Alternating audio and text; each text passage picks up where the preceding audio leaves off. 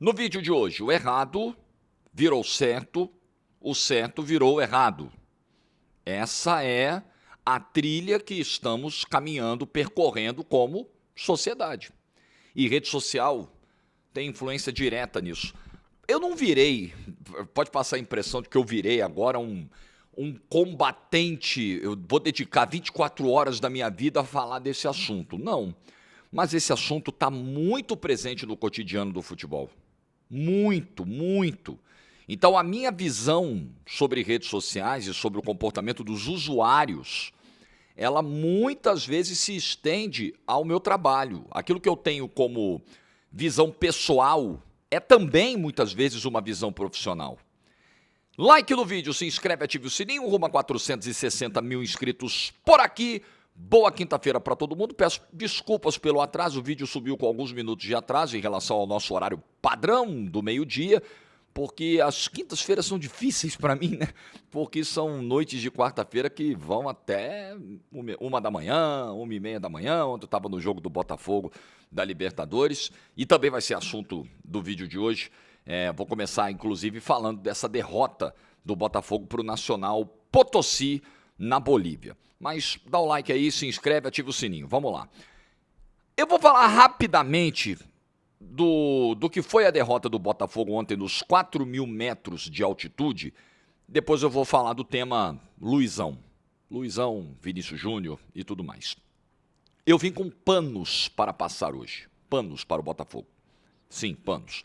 Porque 6 derrotas seguidas é uma marca muito difícil de lidar para um clube grande, para um clube de elite, para um clube de primeira divisão, caso do Botafogo.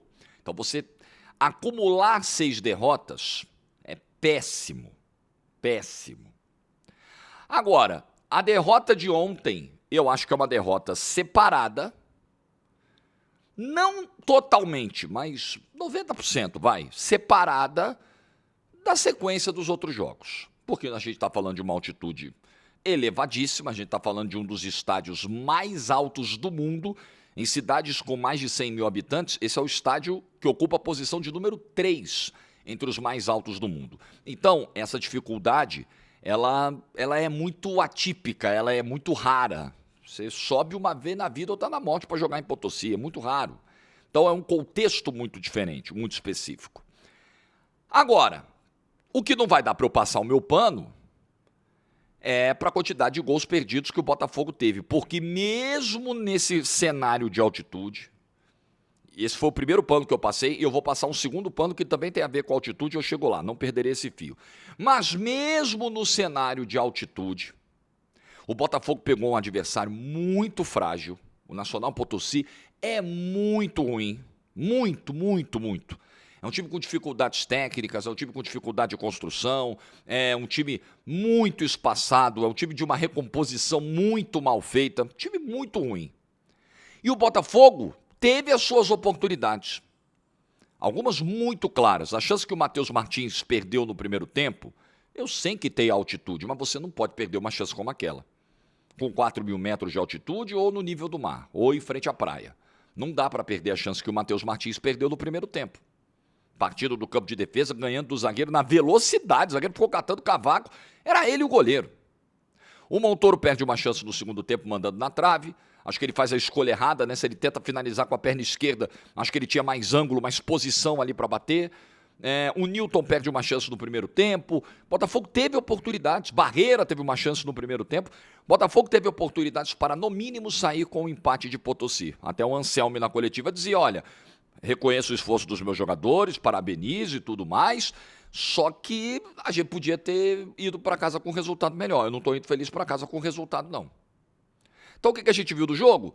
Nacional Potosí pegando a bola, se enfiando no campo do Botafogo, claramente o Botafogo segurando, né? Segurando, se posicionando um pouco mais atrás, baixando as linhas para respirar, e aí os caras batia, né? Abriu brecha, batia. Abriu brecha, batia. Teve chute fora da área que o Léo Link pegou, teve chute que foi pro alto, teve chute que resultou em escanteio. E aí o Baldomar, que foi o cara que fez o gol no segundo tempo, acertou uma cabeçada na trave, numa cobrança de primeiro pau, que ele se antecipa, bate no Alex Telles e pega na trave. Então, era o Nacional tentando usar o seu grande trunfo, seu grande aliado, que era o chute de fora da área, que era a altitude. E o Botafogo resistindo. E aí eu vou passar o meu segundo pano. Meu segundo pano é para a cera que o Botafogo fez. Eu, conceitualmente, não gosto, reprovo, acho cera um negócio ruim, goleiro que senta no gramado depois de fazer uma grande defesa e fica rolando para esfriar o jogo, porque ali ele não tem nenhuma justificativa além de tentar esfriar o adversário. Quando você está com 4.000 metros de altitude, você tem a justificativa do ar, você quer respirar.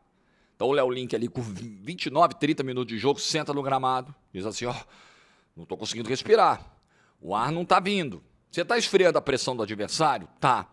Mas você está fazendo o teu time, não só você, ter uma pausa ali para pegar fôlego de novo, porque é uma condição muito, muito extrema para se praticar futebol. Eu não defendo que se deixe de ter jogo lá, não.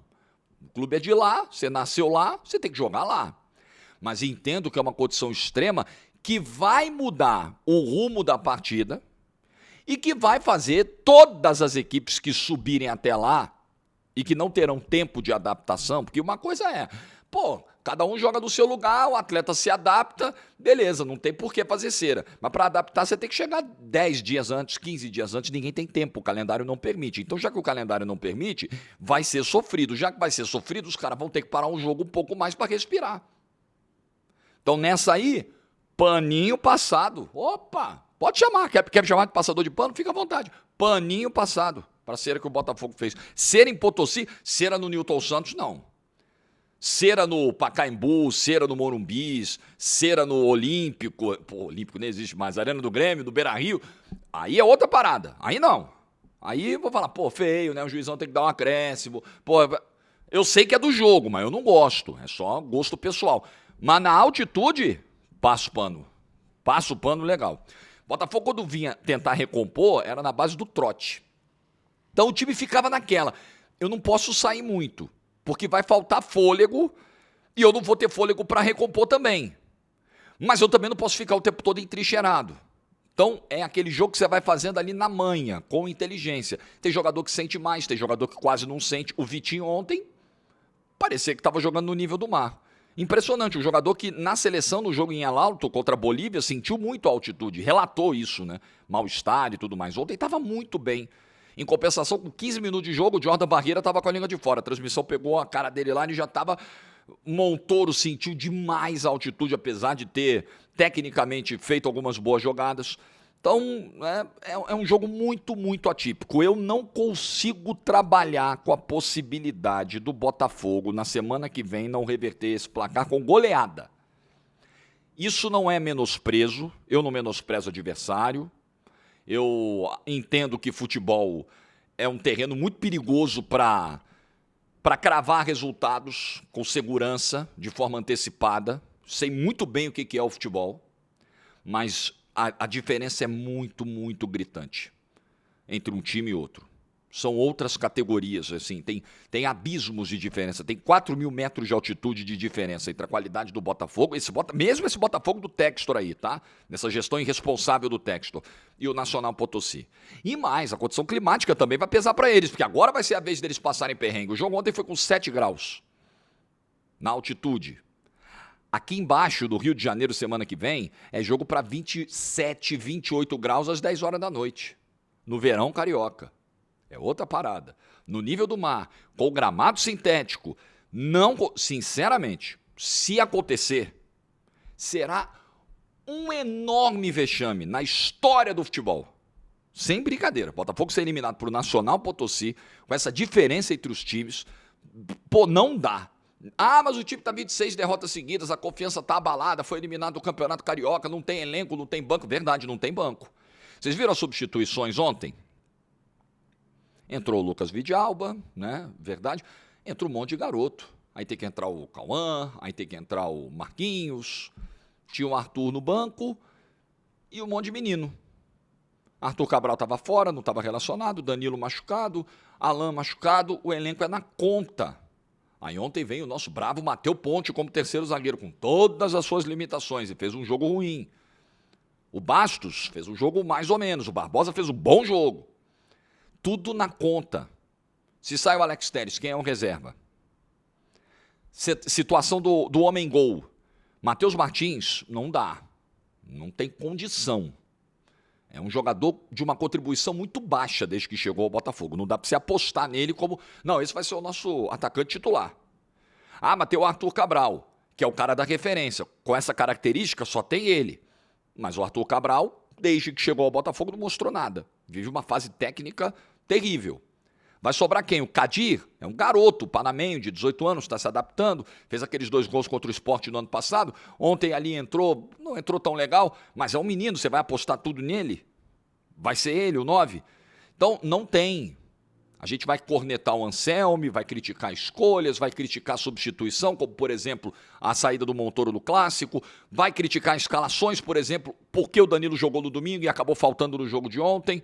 Mas a gente também tem que levar em consideração que o elenco é curto e que a situação financeira do clube não é nada boa. A situação administrativa do clube não é nada boa. Então isso também atrapalha o trabalho do Anselmi. Mas apesar de tudo isso, o Botafogo vai virar esse jogo semana que vem, gente. Não é possível. Não é possível. Agora, você conseguir finalizar 8 vezes na altitude, como o Botafogo finalizou, ter bola na trave, ter chance cara a cara e voltar sem um gol marcado, é para se lamentar. O meu pano não chega nessa parte. O meu pano para o resultado, ele não chega nos gols perdidos, principalmente no gol perdido pelo Matheus Martins. Aí não tem como. Aí realmente a fábrica de panos teve seu estoque limitado. A fabricação parou quando chegou aí. Quando chegou aí, travou a máquina. Não fez mais pano. Acabou. Porque realmente não dá. Não dá para perder os gols que o Botafogo perdeu ontem. Mas vai virar. Vai virar e semana que vem eu estarei lá no Newton Santos, quarta-feira, para narrar esse jogo na GETV. Aí quando passar, que vai passar quarta-feira, aí vai pegar Argentino Júnior ou Barcelona de Guayaquil. Argentino Júnior ontem ganhou em Guayaquil 1-0 com gol nos acréscimos com um jogador a menos. Aí é perrengue, irmão. Aí é outra parada. Mas a gente vai se estressar com isso depois. Vamos lá. O outro tema do vídeo, o tema principal do vídeo é o Luizão. Luizão é um zagueiro brasileiro, recordista de títulos do Benfica. O Luizão tem 21 títulos como jogador do Benfica, nos 15 anos que vestiu aquela camisa. O Luizão criou uma identificação muito bonita com o torcedor do Benfica. O Luizão, quando foi encerrar a carreira, teve um jogo de despedida, uma homenagem, uma cerimônia, na verdade, de despedida no Estádio da Luz. Só para você ver a importância desse cara para a história do Benfica. Teve festa de despedida para ele no Estádio da Luz, com jogadores, com treinadores, com comissão técnica, com família, com jornalistas. Isso foi em setembro de 2018. Um dos recordistas, o recordista de jogos com a camisa do Benfica. Desses 21 títulos, foram 7 títulos portugueses, 7 títulos na Taça da Liga. Então, assim, uma bandeira desse clube, né? Uma bandeira desse clube. E aí o Luizão, com toda essa identificação, com tudo que fez pelo Benfica, com tudo que construiu com essa camisa, passou a ser achincalhado nesse terreno maldito das redes sociais por ter feito a defesa do Vinícius Júnior. O Luizão postou um texto manifestando a sua solidariedade ao Vinícius Júnior, repudiando o que fez o Prestiani, cobrando providências das autoridades europeias, e aí ele passou a ser xingado de macaco, de Judas, você não pisa mais no estádio. Um dos maiores ídolos da história desse clube, que cometeu o grave erro de se posicionar contra um absurdo.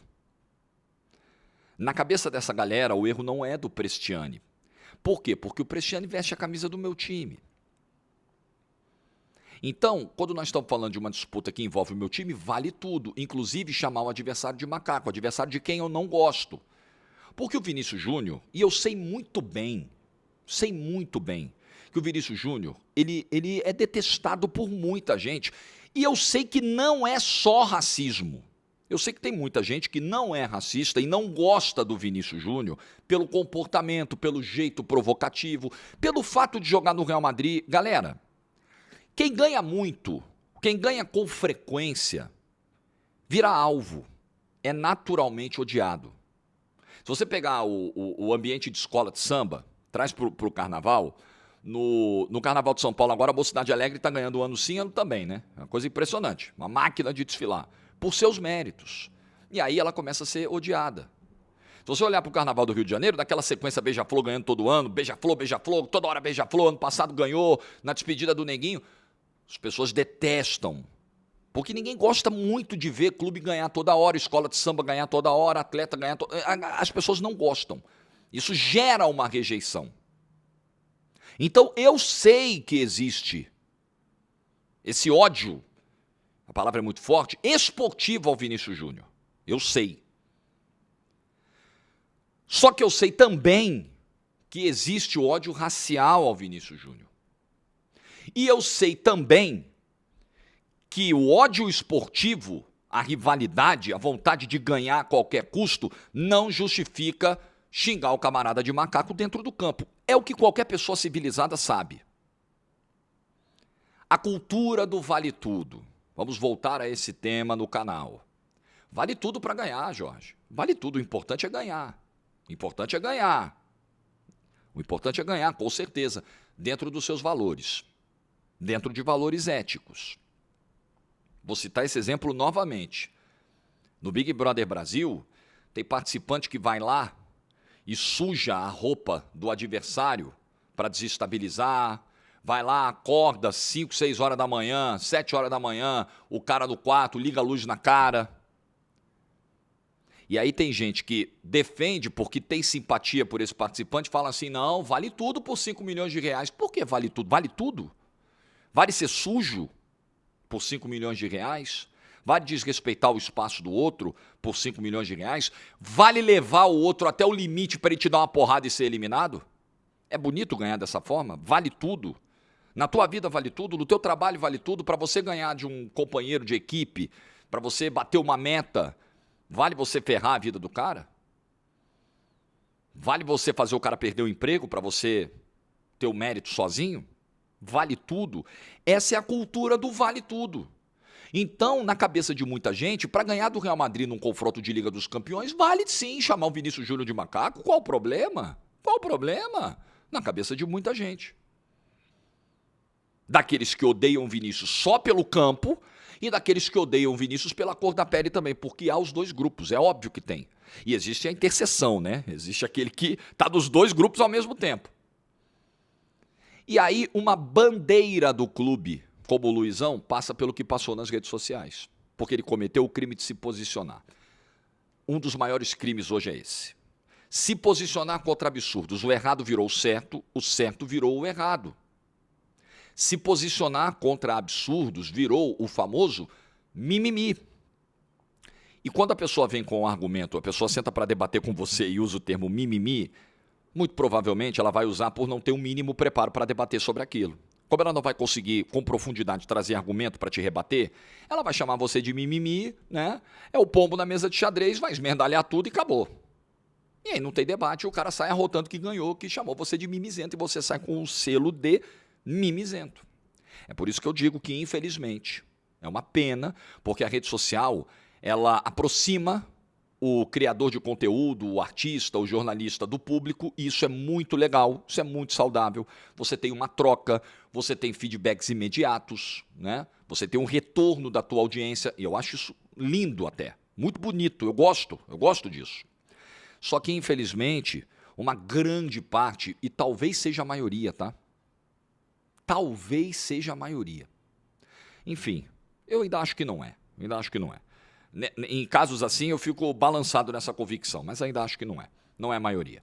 Mas uma grande parte desses usuários começou a usar a rede social sem estar preparado para usar. Começou a opinar sobre diferentes temas sem estar preparado para opinar. E aí você pode me rebater perguntando o seguinte, pô, Jorge, mas qual o problema do cara opinar? Opinião todo mundo tem, opinião é igual a bunda, cada um tem a sua. O problema é que quando você posta uma opinião na rede social, ou em algum veículo de comunicação, numa rádio, numa TV, e isso alcança milhares e até milhões de pessoas, aquela opinião tem o poder de influenciar. Se é uma opinião baseada em falsas premissas, em preconceito, essa opinião, ela vai estimular outras pessoas a pensarem dessa forma e a vida em sociedade vai piorar. Vai ficar uma merda. Esse é o perigo. É por isso que o jornalismo que chamam de tradicional, e aqui vai uma parte que muita gente vai detestar do vídeo. Ih, babaquice de jornalismo profissional, corporativismo, pode falar o que você quiser, irmão. Pode falar o que você quiser.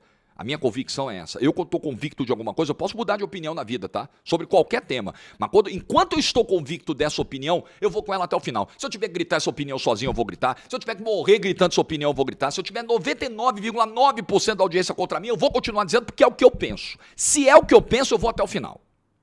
É por isso que a mídia tradicional ainda tem a sua importância. Porque para opinar num veículo de credibilidade, num veículo de peso, num veículo de alcance, num veículo que tem um nome, num veículo que tem um dono, você não pode extrapolar certos limites. É exigido de você um nível de preparo acadêmico, de preparo intelectual, né? De preparo em termos de oratória, de vocabulário. É exigido, sabe por quê? Porque isso é necessário quando você está falando com massas. Você precisa estar preparado, você precisa estar bem informado daquilo que você vai falar. E quando você emite uma opinião baseada em informações falsas, uma opinião enviesada, você precisa ser cobrado por isso. Claro, tem mau jornalista? Claro que tem. Tem gente que, mesmo passando por todos esses filtros, faz um trabalho ruim, enviesado, partidário, ideologizado. Claro que tem. Tem veículos que são mais confiáveis, outros menos confiáveis. Claro que tem. Tudo isso passa pelo filtro do público. Mas pelo menos existe ali algum filtro também antes daquela opinião ir para o ar. E depois passar pelo filtro do público. Na rede social não tem filtro nenhum. E aí, mais do que a opinião que é publicada abertamente, também chegou, antes do preparo, a possibilidade de você mandar uma mensagem direta para o ídolo. Nas minhas redes sociais, infelizmente, não há espaço para receber mensagem direta de ninguém. Porque, infelizmente, principalmente pós-jogo, pode ser o jogo de quem for, do Botafogo, do Vasco, do Corinthians, do Flamengo, do São Paulo, do Santos, do Grêmio, do Atlético Paranaense, do Atlético Mineiro, do Cruzeiro, de qualquer um, do Bahia, de qualquer um. Acabou o jogo, lata de lixo direct. Sabe por quê também? Porque além de não ter o preparo para se dirigir a uma figura pública, muita gente na internet também não tem o controle das próprias emoções e frustrações. As pessoas não sabem lidar com frustração. As pessoas não sabem conviver com a frustração de uma derrota. Perdi, botei minha viola no saco, fui dormir. Não, eu perdi, eu preciso descontar em alguém. Aí eu vou descontar no jogador, na família do jogador que perdeu um pênalti. Aí eu vou descontar no jornalista que deu uma notícia antes do jogo que supostamente teria tumultuado o ambiente, então a culpa é do cara. Aí eu vou descontar no Instagram do juiz que roubou o meu time. Aí eu vou descontar no narrador que gritou o gol mais para cá, mais para lá. No comentarista que disse que foi pênalti. E aí eu vou lá e eu não vou discordar do cara, eu só vou lá para xingar o cara, porque eu preciso extravasar. Ok, você extravasou, né? Você colocou as suas emoções para fora, tirou um peso, deu uma aliviada. Xingar dá uma aliviada. Eu falo muito com a Paola aqui, cara, tem xingamentos que são libertadores. O vai tomar no... É um xingamento libertador. Toda vez que eu sou instado a soltar um desse, dá um alívio. Eu sei que é bom.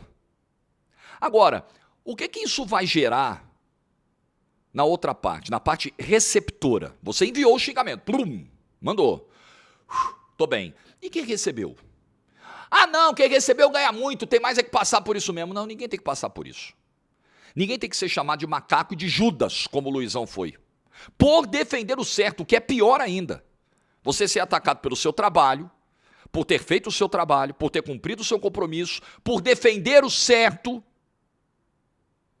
Ninguém, absolutamente ninguém merece conviver com esse tipo de coisa em rede social. Ninguém. É uma pena que muita gente esteja jogando fora uma oportunidade jamais vista. Amigo, antigamente, para você chegar num jornalista e passar para ele um recado, olha, você foi mal nesse comentário, hein? Pô, não concordo, não mandou bem. Você tinha que mandar uma carta. Cartas para a redação. Aí tinha que contar com a felicidade do correio entregar a carta não ser extraviada, do jornalista receber a carta da empresa e entregar para ele, dele abrir a carta e se preocupar em ler, porque ele também podia pegar, simplesmente abrir a carta, fazer uma bolinha de papel e jogar na lata do lixo. Hoje não, cara, hoje você tem essa chance de fazer um negócio construtivo, e o que você faz? Você joga fora. Você joga fora, você xinga o cara, você xinga a família do cara, você ameaça filho, filha, esposa. Que mundo é esse, cara, que a gente quer viver? Que maluquice é essa? E aí o ponto central, de novo, dei uma volta aqui, falei de vários aspectos que são laterais a essa discussão, mas o aspecto central é, tem um jogador que alega ter sido vítima de racismo no campo, outros companheiros, um companheiro de peso do elenco afirma, confirma a versão, confirma que ouviu, a negativa por parte do acusado é frágil, o episódio deveria gerar uma comoção e uma solidariedade instantânea àquele que passa por isso reiteradas vezes, e aí aqueles que se manifestam em solidariedade ao Vinícius Júnior são tratados dessa forma. Eu fico pensando como deve ser triste para um cara. Eu fiquei várias vezes fazendo esse exercício de me colocar no papel do Luizão. Como cidadão nem se fala, né? Eu me coloco nas situações que eu vivo no meu dia a dia também e externei algumas aqui para você. Mas na condição de ídolo, é uma coisa que eu nunca fui, nunca vou ser, eu sou jornalista, não tenho esse status, né? Nunca vou ter uma relação com o público como a de um jogador que levantou 21 troféus. Eu fico me colocando na situação do Luizão. Eu fiquei 15 anos no clube, eu ganhei 21 taças, eu fui uma bandeira, eu me dediquei, eu entreguei um pedaço enorme da minha vida a esse clube, com carinho. A minha última imagem como atleta foi dentro desse clube, dentro do Estádio da Luz, com essa torcida. Pô, e agora os caras se voltam contra mim porque eu simplesmente emiti a minha opinião, e uma opinião defendendo o que é correto. Porra, é pra você questionar, você fala, caramba, será que esses caras mereceram tudo que eu fiz? Acho que você, Luizão, não tem que se arrepender de nada que você fez na carreira. A tua carreira foi limpa, foi bonita, foi vitoriosa. Agora, infelizmente, tem gente que veste a mesma camisa que a gente e não deveria estar vestindo. Tem gente que supostamente está do nosso lado, mas não está. Então, Luizão, fica a minha solidariedade para você também. Tua história no Benfica é linda. É linda, é maravilhosa, é irretocável. E a tua postura como cidadão também. Tem que ter muita coragem para peitar a própria torcida. Mesmo sendo um ex-jogador. Ah, ex-jogador é mais fácil. Não é, olha o que o Luizão está passando. Tem que ter muita coragem para peitar, às vezes, a própria audiência. Tem que ter muita coragem. Mas se você tem convicção daquilo que é certo, é cabeça erguida e vai enfrentar o mundo. Luizão, se você precisar enfrentar o mundo, é a torcida do Benfica contra você, vai firme. Porque você está do lado certo da história. E vai até o final. Boa quinta-feira para todo mundo. Like no vídeo se você ficou até o final. Juízo e tchau.